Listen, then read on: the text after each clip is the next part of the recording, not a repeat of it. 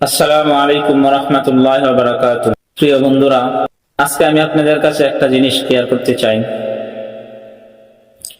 একটা ভুল ধারণা মানুষের এমন ভাবে মানুষের কাছে বিদ্যমূল হয়েছে, যেটা মানুষকে বলে বোঝানো যায় না। ভুল ধারণাটা হলো এটা, প্রত্যেকটা সাধারণ মানুষ তাদের মনের একটা আবেগ বা তাদের মনের একটা কষ্ট যে আলেম ওলামারা কেন রাজনীতি করেন।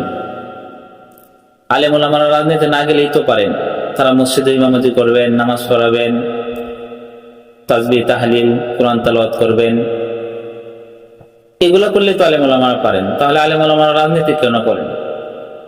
এটা কিন্তু প্রত্যেকটা সাধারণ মানুষের অন্তরের একটা কথা যে আলেম ওলামারা রাজনীতি কেন করেন। আসলে মূলত রাজনীতির জিনিসটা ভাই হলো পবিত্র। এই জিনিসটাকে আমরা অপবিত্র বানিয়ে ফেলছি। পবিত্র জিনিস যখন অপবিত্র জায়গায় রাখা হয় তখন এটা দূষণীয় হয়ে যায়।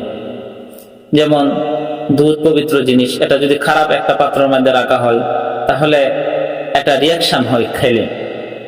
এমনি ভাবে রাজনীতির জিনিসটা খারাপ জায়গায় যাওয়ার ফলে এটা আমরা এই রাজনীতিটাকে আমরা খারাপ মনে করি। মূলত রাজনীতি জিনিসটা কিন্তু খারাপ না, রাজনীতি একটা পবিত্র জিনিস। এই জিনিসটা অপবিত্র মানুষের কাছে যাওয়ার পরে আমাদের ধারণা হয়ে গেছে রাজনীতি মূলত খারাপ। আসলে ভাই না, রাজনীতি খারাপ নয়। রাজনীতি যারা ব্যবহার করতেছে তারা খারাপ।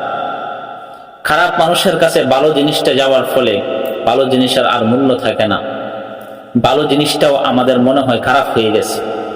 রাজনীতি জিনিসটা পবিত্র, অপবিত্র মানুষের কাছে যাওয়ার ফলে এই পবিত্র জিনিসটাও অপবিত্র হয়ে গেছে। ওরা রাজনীতি করে, আত্মসাৎ করে, মানুষের সম্পত্তি দখল করে, মানুষের টাকা আত্মসাৎ করে, খুন করে, রাহাজানি করে, হাইজ্যাকার করে, সন্ত্রাসী করে, মানুষকে অত্যাচার করে, জুলুম করে, বিভিন্ন ধরনের খারাপ কর্মকাণ্ড রাজনীতির মধ্যে হয়। কিন্তু আমরা মনে করি কি এই খারাপ কর্মকাণ্ডটা মূলত রাজনীতির কারণে হয়েছে।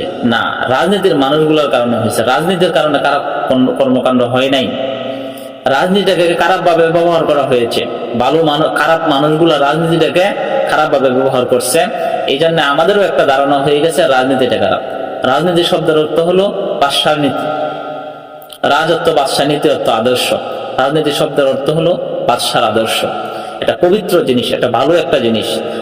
রাজনীতি থেকে মানুষকে তার যে অধিকার আছে সেই অধিকার ফিরিয়ে দেওয়া হয়। রাজনীতিতে মানুষকে কি দেওয়া হয়? স্বাধীনতা দেওয়া হয়। রাজনীতিতে মানুষের জুলুম, অত্যাচার, নিপীড়ন, কি আপনার আরো যত ধরনের বেবিচার, অবিচার আছে, এইগুলা থেকে রক্ষা করে তাকে পূর্ণ স্বাধীনতা দেওয়া হয়। সেটা হলো রাজনীতি। এই রাজনীতি আল্লাহ রাসূল সাল্লাল্লাহু আলাইহি ওয়াসাল্লাম রাজনীতি করছেন, কিন্তু আমাদের নোংরা রাজনীতি করেন নাই রাসূল। সাহাবায়ে কেরাম, আশারায়ে মুবাশশারা, খলিফায়ে রাশিদিন তারা রাজনীতি করছেন, কিন্তু আমাদের নোংরা রাজনীতি, বর্তমান প্রচলিত যে নোংরা রাজনীতি চলতেছে, এই রাজনীতি সাহাবায়ে কেরাম করেন নাই। তারা পবিত্র রাজনীতি যেটা ছিল সেই পবিত্র রাজনীতিটাই করছেন। কিন্তু এই পবিত্র রাজনীতি আমরা হারিয়ে ফেলেছি। আমাদের কাছে পবিত্র রাজনীতিটা এখন আমরা দেখি না, কারণ পবিত্র রাজনীতিটা করতেছে অপবিত্র মানুষগুলা। এই জন্য আমরা পবিত্র রাজনীতিটা খুঁজে পাই না। সাহাবায়ে কেরামের জামানায় পবিত্র রাজনীতি ছিল, তাবিঈনের জামানায় ছিল, আরো পরবর্তী জামানাও অনেক মুসলিম শাসনরা পবিত্র রাজনীতি করতেন। কিন্তু এই পবিত্র রাজনীতির দ্বারা তারা নিঃস্ব হয়ে গেছেন, শেষ হয়ে গেছেন, নিজের সম্পত্তি শেষ হয়ে গেছে। কিন্তু অপবিত্র রাজনীতির দ্বারা এখন মানুষ আঙ্গুল ফুলে কলা গাছ হয়ে যায়। নিজের দেশে বাড়ি গাড়ি, বিদেশে পাচার করে টাকা গাড়ি বাড়ির ব্যবস্থা হয়। কিন্তু আগের দিনের রাজনীতির মানুষেরা, সাহাবায়ে কেরামের রাজনীতির সময় নিজের সম্পত্তি শেষ হয়ে যেত, রাজনীতি করতে চাইতেন না, তাদেরকে খুঁজে বাহির করতে হতো, তারা এটার মধ্যে আগ্রহী ছিলেন না। আর এখনের রাজনীতি তারা আগ্রহী হন। আসলে ভাই রাজনীতি জিনিসটা হলো পবিত্র জিনিস, এটা পবিত্র মানুষে করবে। তাহলে পবিত্র মানুষে করবে কেন? কারণ ভালো জিনিস এটা ভালো মানুষের কাছেই শোভা পায়। সত্যবাদী যারা তারা সত্যের কাজ করবে, অসত্য যারা তারা অসত্যের পথে চলবে। সত্যবাদীরা সত্যের পথে চলবে, সত্য কথা বলবে, সততা, আদর্শ, নীতি, নৈতিকতা চলবে, তারাই রাজনীতি করবে।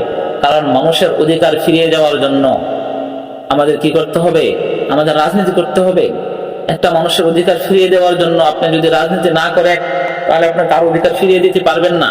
একটা মানুষকে, সমাজের মানুষ, সে নির্দোষ, সেই নির্দোষ মানুষটাকে মানুষের নির্যাতন করতেছে, আপনি দেখতেছেন, আপনার ক্ষমতা নাই, আপনার প্রভাব নাই, প্রতিপত্তি নাই, আপনাকে সমাজের মানুষের দাম দেয় না, তাহলে আপনি তার অধিকার ফিরিয়ে দিতে পারবেন না।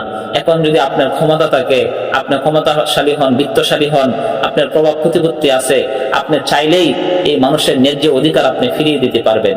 আপনার মাজলুমকে এই জুলুমকারী ব্যক্তিদের কাছ থেকে বাঁচাতে পারবেন। আপনি যদি ক্ষমতা না থাকে, আপনি যদি প্রভাব প্রতিপত্তি না থাকে, তাহলে কিন্তু আপনি তাকে বাঁচাতে পারবেন না, আপনার কথার কোনো মূল্য থাকবে না। এই জন্য আলেম ওলামারা রাজনীতি করা অপরিহার্য। প্রত্যেকটা আলেম ওলামা রাজনীতি করবে সত্যের রাজনীতি। ওই যে পবিত্র যে রাজনীতি ছিল, সেই পবিত্র রাজনীতি করবে। অপবিত্র মানুষগুলা আমরা দেখতেছি অনেক আগে থেকেই অপবিত্র মানুষগুলা পবিত্র রাজনীতি করতেছে, বিদায় রাজনীতিটাকে অপবিত্র বানিয়ে ফেলছে। অন্যান্য দল দেখছি, সবগুলা দল তারা রাজনীতির মধ্যে মারামারি, কাটাকাটি, হানাহানি, আত্মসাৎ, খুন খারাপি, সন্ত্রাস, আরো বিভিন্ন ধরনের খারাপ কর্মকাণ্ড হয় রাজনীতির দ্বারা। এই জন্য রাজনীতিটাকে মানুষ মন থেকে বাদ দিয়ে ফেলেছে না। আল্লাহ পাক রব্বুল আলামিন রাসূলকে পাঠাইছেন, রাসূল রাজনীতির কৌশলে মানুষকে মুসলমান বানাইছেন। কোরআনের মধ্যে অসংখ্য জায়গার মধ্যে রাজনীতির কথা আছে, রাজনীতির কথা হাদিস এবং অন্যান্য ইতিহাসের মধ্যে পাওয়া যায়। কোরআন পবিত্র, কোরআনে যদি রাজনীতির কথা বলে থাকেন আল্লাহ পাক রব্বুল আলামিন, তাহলে রাজনীতি পবিত্র। হাদিসের মধ্যে যদি আসে তাহলে রাজনীতি পবিত্র। তাহলে পবিত্র জিনিসটা কারা করবে?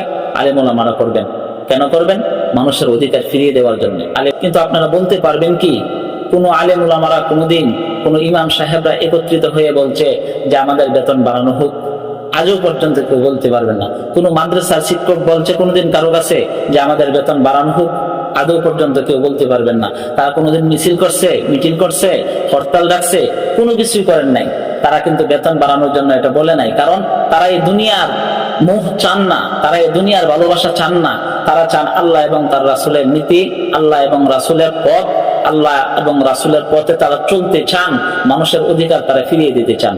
শেষ কথা হলো ভাই, এখন যদি ইসলাম যদি ক্ষমতায় আসে, আপনি নিশ্চিত মনে রাখবেন দিন মানুষের অধিকার হরণ করবে না, মানুষের অধিকার, ন্যায্য অধিকার ফিরিয়ে দিবে। মানুষের যে অধিকার, সেই অধিকারটা তারা, প্রাপ্য অধিকার তারা ফিরে পাবে, এটা নিশ্চিত। আর আমরা সাধারণভাবে যেভাবে মানুষের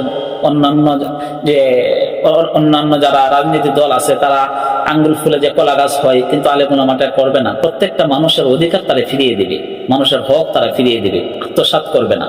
নীতির উপর চলে, নৈতিকতার উপর চলে, অন্যান্য কোনো পথে তারা চলে না, চলবেও না।